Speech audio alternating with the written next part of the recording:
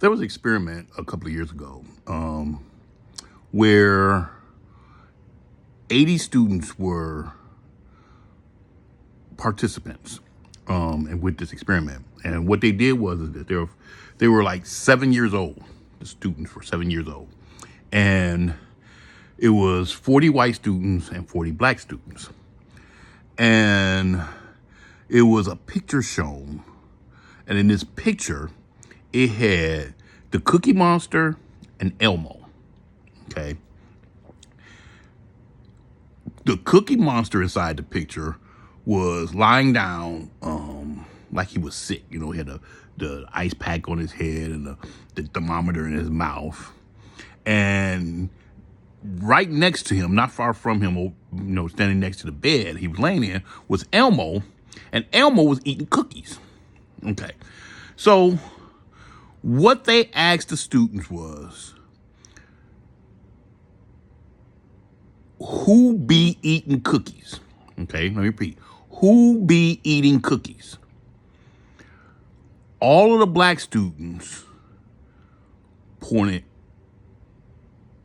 to the Cookie Monster.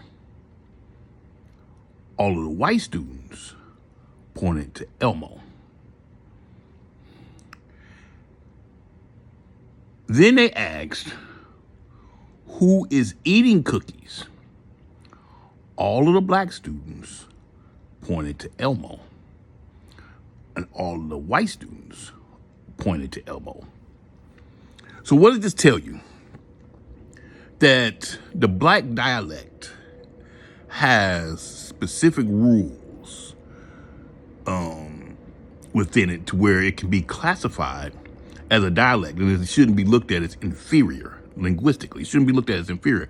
So when you think about it, if you're part of the African diaspora, when I say who be eating cookies, what that means to you in your mind is who is normally eating cookies, right?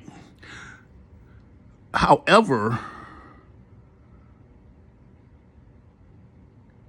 you sometimes, as educators, we look at it as that they don't understand the standard English. And one of the things we got to remember is that sometimes we have to shift our way of teaching to the way the student's understanding is. And that's why it was a big push for the so-called Ebonic language to be recognized as a second language.